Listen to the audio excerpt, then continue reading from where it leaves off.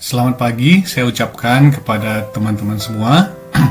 Pagi ini kita akan sekolah minggu lagi dengan pelajaran kita yang ke-8 ya, buku sekolah minggu Madya dan Tunas Muda. Nah, bagaimana kabarnya semua? Saya harap kita nggak bosan ya, biarpun sampai sekarang masih ibadah sekolah minggu harus online. Nggak serame kalau ketemu di gereja seperti biasa ya, bisa bertatap muka dan bisa langsung berdiskusi, tanya jawab seperti itu. Tapi apapun kondisinya yang Tuhan izinkan terjadi pada kita harus tetap setia ya. Nah, pagi ini kita akan belajar pelajaran yang ke-8 dengan judul Pemuridan Menjadikan Mitra yang Berguna, dari buku Tunas Muda ya. Menjadikan mitra yang berguna. Tapi sebelumnya kita akan berdoa terlebih dahulu ya. Mari teman-teman kita berdoa. Allah Bapa yang bertahta dalam kerajaan surga, syukur Bapa kami ucapkan kehadirat-Mu pada pagi hari ini. Kami dapat belajar sebagian firman-Mu ya Bapa, kiranya tuntun hati dan pikiran kami supaya kami dapat mengerti, memahami, dan melakukan firman-Mu ya Bapa. Kiranya firman-Mu menjadi pedoman dan tuntunan hidup kami. Tuhan, terima kasih, kiranya ampuni dosa dan kesalahan kami, dan kiranya Engkau selalu menyertai kami dimanapun kami berada saat ini. Terima kasih Tuhan, dalam nama Tuhan Yesus Kristus kami berdoa dan mengucap syukur. Amin. Nah, pelajaran kita pada pagi ini, ayat bacaannya diambil dari Kisah Para Rasul 19 ayat 21 sampai 22, Roma 16 ayat 23, dan 2 Timotius 4 ayat 20. Nah, saya akan bantu bacakan ayat bacaannya ya. Bagi yang bisa buka Alkitab, kita baca bersama-sama ya. Kita akan mulai baca dulu. Saya akan bacakan dulu dari Kisah Para Rasul 19 ayat 21 sampai 22. Kisah Para Rasul 19 ayat 21 sampai 22 berbunyi seperti ini. Kemudian daripada semua itu, Paulus bermaksud pergi ke Yerusalem melalui Makedonia dan Akaya. Katanya, sesudah berkunjung ke situ, aku harus melihat Roma juga. Ayat 22, lalu ia menyuruh 2 orang pembantunya, yaitu Timotius dan Erastus, mendahuluinya ke Makedonia, tetapi ia sendiri tinggal beberapa lama lagi di Asia. Nah, kemudian Roma 16 ayat 23. Saya akan bacakan juga. Roma 16 ayat 23 berbunyi seperti ini. Salam kepada kamu dari Gaius yang memberi tumpangan kepadaku dan kepada seluruh jemaat. Salam kepada kamu dari Erastus, bendahara negeri, dan dari Quartus, saudara kita. Nah, kemudian satu lagi dari 2 Timotius 4 ayat 20. Kita akan lihat 2 Timotius 4 ayat 20. 2 Timotius 4 ayat 20 berkata seperti ini. Erastus tinggal di Korintus dan Trofimus kutinggalkan dalam keadaan sakit di Miletus. Itu ayat bacanya ya. Nah, kita akan membahas satu-satu dari pelajaran kita dari firman Tuhan yang dibaca barusan ya. Nah, kita akan mulai dari Kisah Para Rasul 19. Nah, tadi Kisah Para Rasul 19 ayat 21 sampai 22 berbunyi seperti ini. Tapi sebelumnya kita akan membahas sedikit tentang judul buku sekolah minggu kita ya, yang berjudul menjadikan mitra yang berguna. Mitra, apa sih mitra itu? Teman-teman mungkin tahu ya, mitra itu apa gitu ya. Kalau kita lihat dari Kamus Besar Bahasa Indonesia, nah mitra itu berarti teman atau sahabat gitu ya. Teman, sahabat gitu. Kawan kerja gitu ya. kawan kerja, pasangan kerja, dan ataupun rekan seperti itu. Jadi kalau dalam pekerjaan itu ada mitra bekerja, mitra dalam pekerjaan gitu. Begitu juga dalam melakukan berbagai macam hal ya. Nah, termasuk juga dalam pelayanan. Jadi ada mitra, dibutuhkan mitra. Nah, seperti tokoh yang akan kita pelajari ini yaitu Paulus dan Erastus ya. Erastus sebagai mitra yang berguna bagi Paulus. Oke. Kita akan bahas satu-satu mulai dari Kisah Para Rasul 19 tadi. Nah, Kisah Para Rasul 19 ayat 21 dan 22 berbunyi seperti ini. 21 dan 22. Kemudian daripada semuanya itu, Paulus bermaksud pergi ke Yerusalem melalui Makedonia dan Akhaya. Katanya, sesudah berkunjung ke situ aku harus melihat Roma juga. Lalu ia menyuruh 2 orang pembantunya, yaitu Timotius dan Erastus, mendahuluinya ke Makedonia, tetapi ia sendiri tinggal beberapa lama lagi di Asia. Nah, setelah beberapa lama mengajar dan mengabarkan Injil di Asia, di Efesus, nah, Paulus berkeinginan untuk mengunjungi Yerusalem. Ya. Dia ingin kembali ke Yerusalem melalui jalur Makedonia dan Akhaya tadi ya. Nah, ternyata Akhaya ini provinsi yang di dalamnya termasuk ada satu kota Korintus gitu ya, untuk mengunjungi jemaat-jemaat yang telah terbentuk di Yerusalem. Nah, penjelasan mengenai perjalanan Paulus ke Yerusalem bisa kita lihat juga di Roma 15 ya. Saya akan bacakan Roma 15. Nah, ini penjelasan mengenai perjalanan Paulus ke Yerusalem gitu ya. Roma 15 ayat 23 sampai 26. Roma 15 ayat 23 sampai 26. Saya akan bacakan. Tetapi sekarang karena aku tidak lagi mempunyai tempat kerja di daerah ini, dan karena aku telah beberapa tahun lamanya ingin mengunjungi kamu, aku berharap dalam perjalananku ke Spanyol, aku dapat singgah di tempatmu dan bertemu dengan kamu, sehingga kamu dapat mengantarkan aku ke sana setelah aku seketika menikmati pertemuan dengan kamu. Tetapi aku sekarang dalam perjalanan ke Yerusalem untuk mengantarkan bantuan kepada orang-orang kudus. Ya. Nah, ayat 26. Sebab Makedonia dan Akhaya telah mengambil keputusan untuk menyumbangkan sesuatu kepada orang-orang miskin di antara orang-orang kudus di Yerusalem. Gitu. Nah, saat itu di Yerusalem jemaat sedang mengalami banyak kesulitan, gitu ya. Banyak jemaat yang tersingkir, teraniaya, gitu, miskin dan tidak mendapatkan pekerjaan, sulit mendapatkan pekerjaan. Nah, itu terjadi karena besarnya pertentangan di antara orang-orang Yahudi, gitu ya. Jadi orang-orang yang percaya kepada Kristus itu cenderung ditekan, sehingga mereka mengalami kesulitan dalam perekonomian, dalam hidup, gitu ya. Nah, di tengah-tengah kesulitan jemaat di Yerusalem ini, Paulus mendorong jemaat di Makedonia dan Akhaya.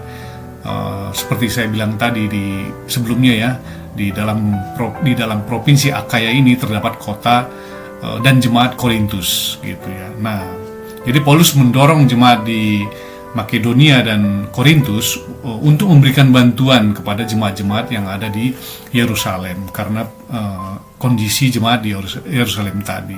Nah, atas dorongan niat Paulus tersebut, maka Rasul Paulus menyuruh 2 orang pembantunya. Nah, yang tadi yaitu Timotius dan Erastus, gitu ya. Nah, tapi kita akan melihat kata pembantu di situ bukan pembantu seperti pembantu rumah tangga ya, bukan seperti itu. Tapi lebih ke dalam pelayanan disebut mungkin lebih tepatnya ke mitra tadi, jadi rekan sepelayanan seperti itu ya. Nah, dalam bahasa aslinya ditulis menggunakan kata dakoneo ya, dakoneo.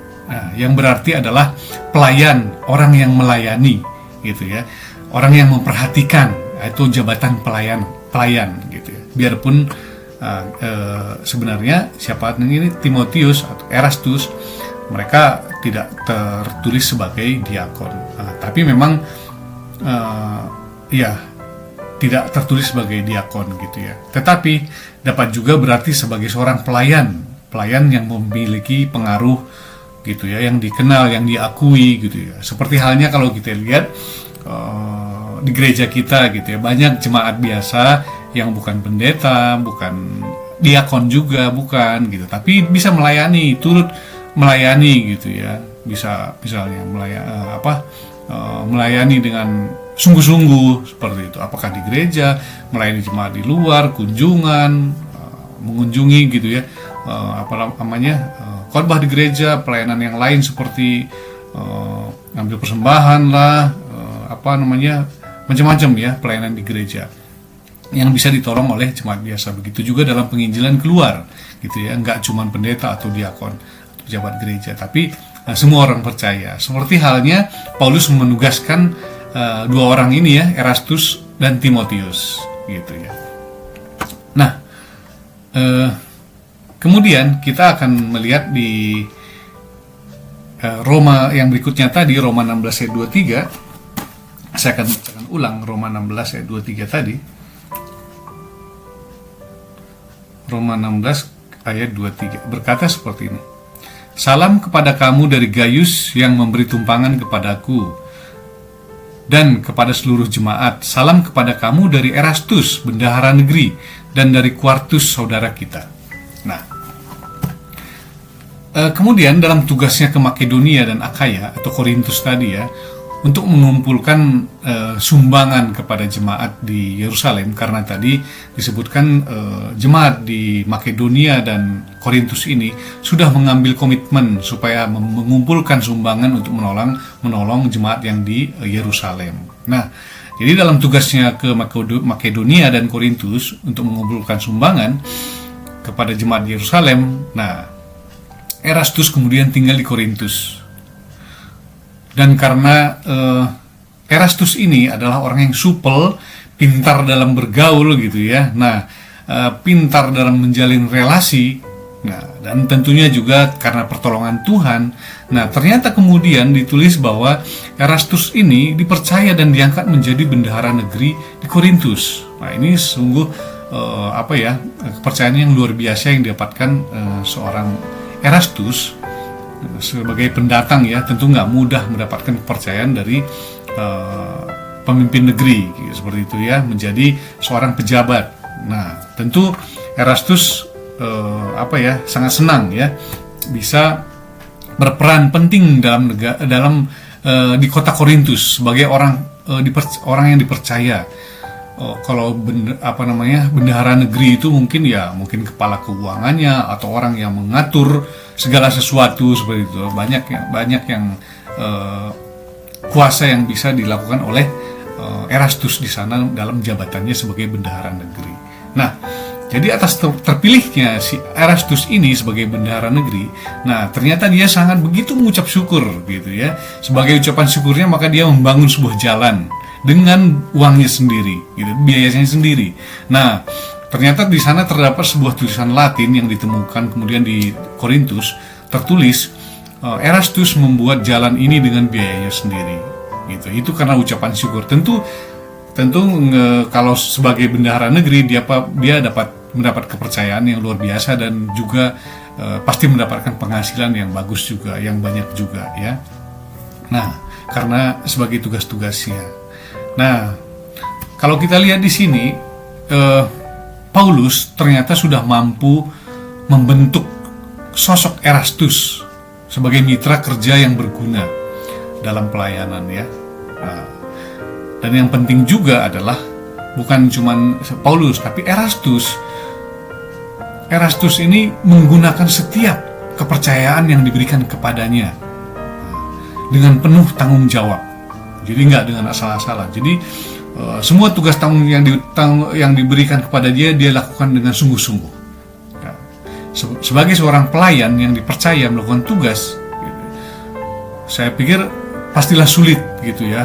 Tugas yang diemban oleh seorang Erastus, dia mengumpulkan sumbangan yang ada di Korintus, kemudian dia juga mengabarkan Injil di Korintus gitu ya. Tapi tentulah bukan tugas yang mudah, pasti tugas yang sulit. Tapi tugas ini dilakukan Erastus dengan sungguh-sungguh. Dia tidak menyerah dalam menghadapi semua tantangannya. Nah, ataupun dia tidak meninggalkan Tuhan dan tidak juga tergoda dengan kehidupan buruk di Korintus. Nah, tapi Erastus justru semakin menunjukkan hasil nyata dari pelayanannya gitu ya. Nah, tentunya juga tentu dengan ketekunannya, dengan pertolongan Roh Kudus gitu ya. Karena imannya kemudian dia ditolong oleh Tuhan, kemudian dia mendapat kepercayaan dari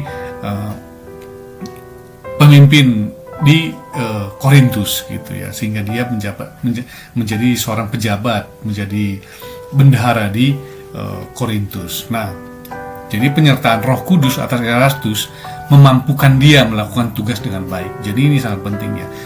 Penyertaan Roh Kudus bukan kemampuan pribadi. Ya, penyertaan Roh Kudus ini berperan sangat penting dalam memampukan Erastus untuk melakukan tugasnya. Begitu juga kita, gitu ya. Jadi bukan mengandalkan diri, tapi adalah penyertaan Roh Kudus. Nah, kemudian selanjutnya kita akan berikutnya lanjutkan ke 2 Timotius tadi ya. 2 Timotius 4 ayat 20 tadi ya. Saya akan bacakan lagi. 2 Timotius 4 ayat 20. 2 Timotius 2 Timotius 4 ayat 20. Kita lihat bersama-sama ya. Nah, berkata demikian. Erastus tinggal di Korintus dan Trofimus kutinggalkan dalam keadaan sakit di Miletus. Nah,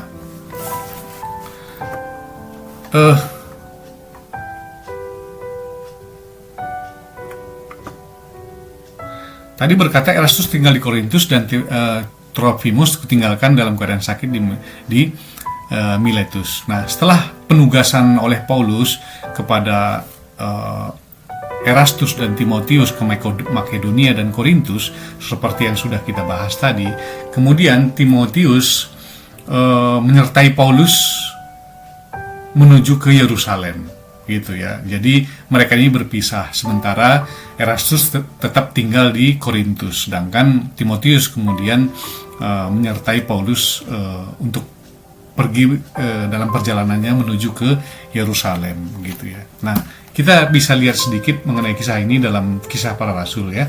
Saya akan bacakan Kisah Para Rasul 20 ayat 1 sampai 5. Coba kita lihat Kisah Para Rasul 20 ayat 1 sampai 5. Saya akan bacakan ya. Judulnya dari Makedonia ke Troas.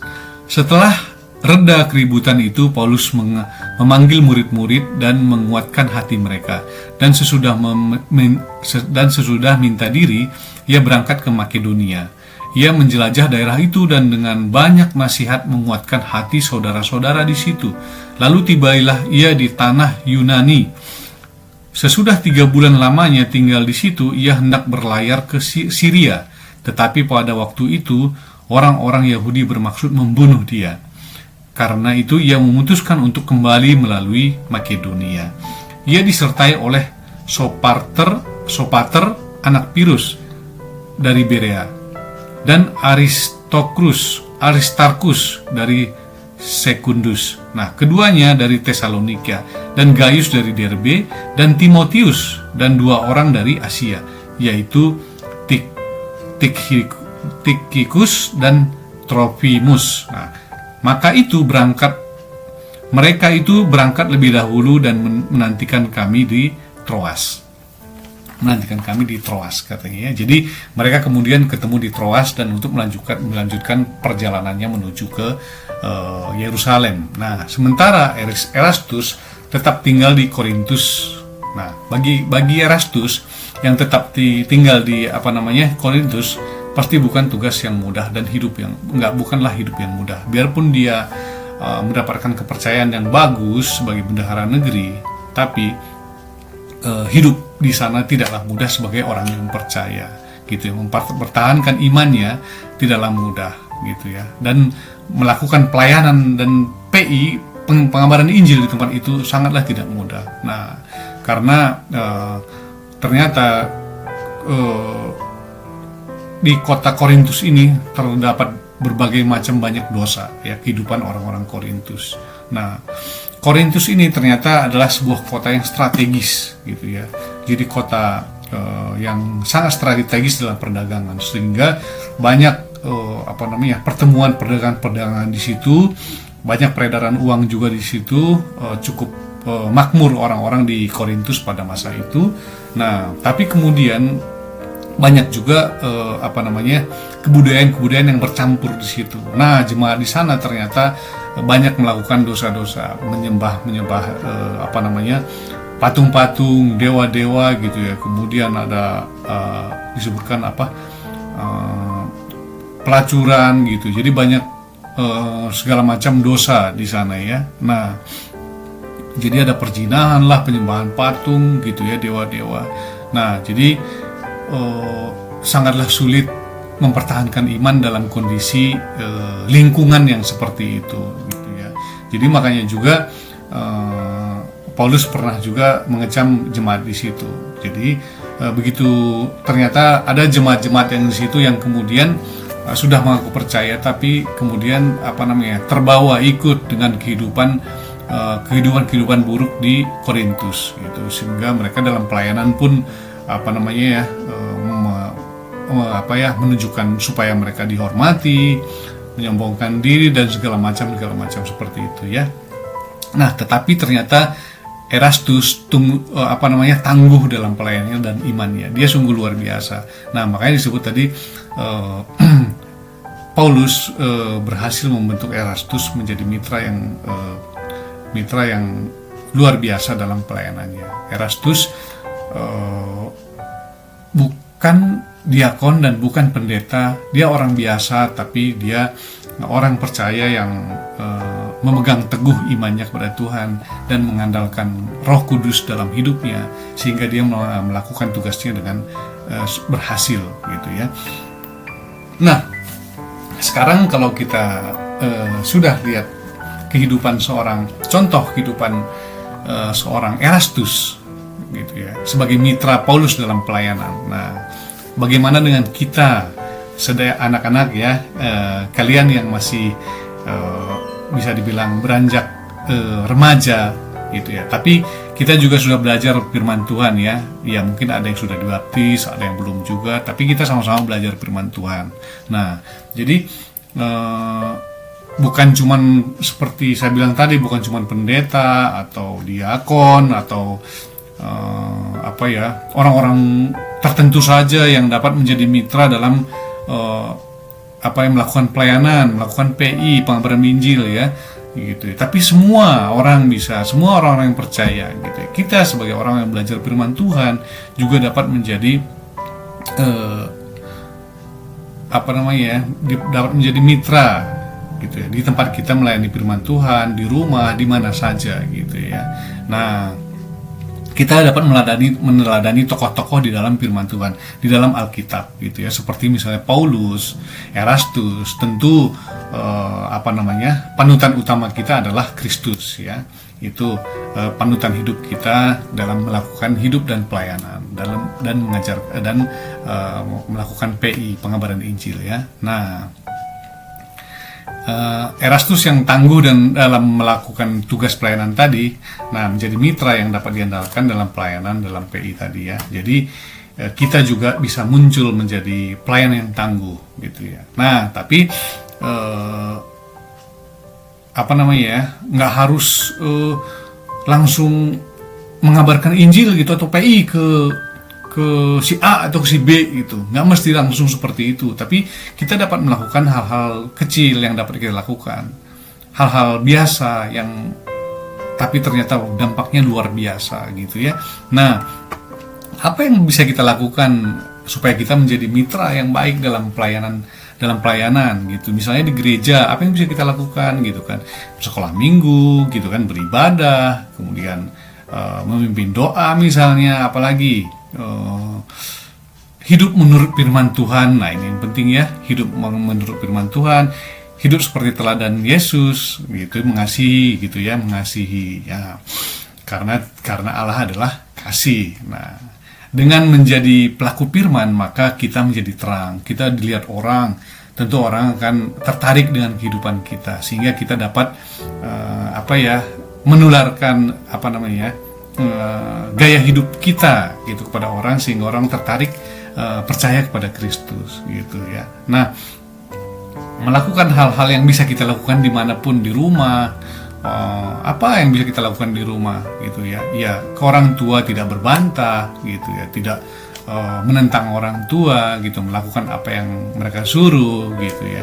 Nah, itu juga hal-hal yang harus kita lakukan, yang harus kalian lakukan di rumah gitu ya. Menjadi contoh dalam kehidupan sehari-hari, di sekolah, di lingkungan bergaul, misalnya kita rumah, dan dimanapun kita berada ya gitu. Di gereja, kalau kita disuruh ayo ikut pelayanan ini, ayo ikut paduan suara, ikut paduan suara. Apa yang bisa kita lakukan gitu ya. Jadi nggak harus menjadi pengkhotbah misalnya, nggak harus seperti itu, tapi apa yang bisa kita lakukan. Semua itu berguna gitu ya, semua berguna dalam pelayanan. Nah gitu.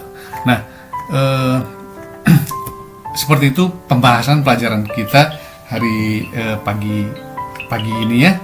Nah, kemudian kita lihat kesimpulan dari buku pelajaran kita, tapi ini kesimpulan dari Tunas Muda ya. Saya akan bacakan seperti ini ya. Nah, pemuridan bukan sekedar belajar kitab suci bersama. Nah, namun pemuridan harus dapat menjadikan orang yang kita muridkan menjadi mandiri. Ya, jadi kita sebagai orang percaya, kita juga mengajari yang lebih kecil dari kita, apakah adik kita misalnya, apa teman kita gitu ya. Nah, proses kedewasaan murid terjadi salah satunya karena adanya kepercayaan yang diberikan oleh mentor kepada murid. Ya, jadi seperti Paulus tadi, dia percaya kepada Erastus gitu ya, sehingga Erastus juga melakukan apa yang dipercayakan kepadanya. Kita juga harus melakukan seperti itu. Apa yang dipercayakan kepada kita untuk kita lakukan dengan bertanggung jawab gitu ya. Kita lakukan dengan penuh tanggung jawab dan dengan sungguh-sungguh gitu ya, sehingga hasilnya akan maksimal gitu. Nah, sehingga mentor dapat menjadikan murid sebagai mitra kerja yang handal. Nah, seperti tadi Paulus dapat menjadikan Erastus sebagai mitra yang handal dalam pelayanan. Biarpun mereka nggak bersama-sama, tapi Erastus berhasil dalam pelayanannya. Begitu juga Paulus, gitu ya. Nah, setia dan bertanggung jawab. Nah, anak-anak, kalian juga bisa setia dan bertanggung jawab ya dalam semua hal yang diberikan kepada kalian, apakah itu dalam belajar, apakah itu dalam pelajaran sekolah minggu, apakah dalam pelayanan, apapun itu, lakukanlah dengan setia dan bertanggung jawab. Nah, meskipun tugas yang diberikan sulit, nah kadang-kadang mungkin kita menganggap tugas yang diberikan kepada kita itu, aduh sulit ini, saya nggak mampu melakukan gitu, aduh berat banget ini gitu kan, tugas banyak segala macam. Nah, tapi kita lihat kembali contoh Erastus tadi ya. Nah, setia dan meskipun tugas yang diberikan sulit, namun jangan lupa ya, ada Roh Kudus yang menolong agar kita dapat melakukannya. Nah, seperti Erastus juga tentu Roh Kudus menolong dia untuk dapat melakukan tugasnya, pelayanannya ya, pertahankan imannya gitu ya. Nah, kita juga harus mengandalkan Roh Kudus dalam hidup kita, bukan kepintaran kita saja, bukan kemampuan kita.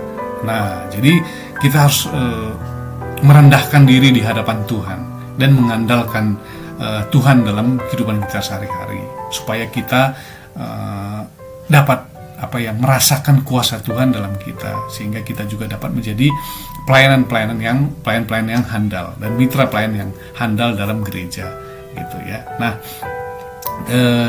sampai di situ pelajaran hari ini. Nah, kita terus belajar supaya kita dapat menjadikan firman Tuhan, Alkitab, ya, Alkitab sebagai firman Tuhan sebagai pedoman dalam kehidupan kita sehari-hari. Jangan bosan-bosan baca Alkitab. Kalau disuruh orang tua baca Alkitab, baca gitu ya. Jangan bosan-bosan.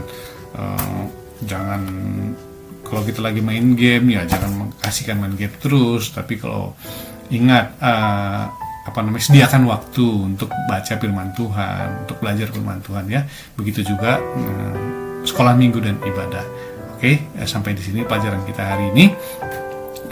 Kita akan berdoa. Kita tutup pelajaran ini dengan doa ya. Mari kita berdoa. Tuhan Yesus yang baik, terima kasih untuk pelajaran pagi ini ya Tuhan. Kiranya Tuhan menanamkan firman Tuhan di dalam hati kami. Kiranya beri kami hikmat untuk menerima ajaran Tuhan, menerima firman Tuhan, untuk mengerti firman Tuhan, supaya firman Tuhan dapat menjadi pedoman dalam hidup kami sehari-hari, supaya kami dapat menjadi mitra yang handal, pelayan-pelayan yang handal ya Tuhan, supaya kami juga dapat melayani orang lain, dapat mengabarkan Injil dimanapun kami berada. Tuhan tolong kami, kiranya Tuhan tolong dalam semua kondisi kami, apapun kondisi kami saat ini ya Tuhan. Mungkin sulit, begitu juga yang sekolah dari rumah, yang belajar jarak jauh, kiranya tolong dengan semua kondisinya Tuhan. Tolong beri kekuatan, beri penyertaan pada kami semua dalam aktivitas kami sehari-hari ya Bapak. Kiranya berkat Tuhan ada pada kami semua dimanapun kami berada. Kiranya Tuhan tolong teman-teman kami, jika ada yang sakit, kiranya Tuhan jamah dan sembuhkan. Kiranya beri kekuatan yang berada dalam kelemahan. Tuhan, terima kasih, dalam nama Tuhan Yesus Kristus kami berdoa dan mengucap syukur. Amin. Sampai di sini sekolah minggu kita pagi ini. Sampai jumpa minggu depan lagi dengan pelajaran yang lain. Tuhan Yesus memberkati.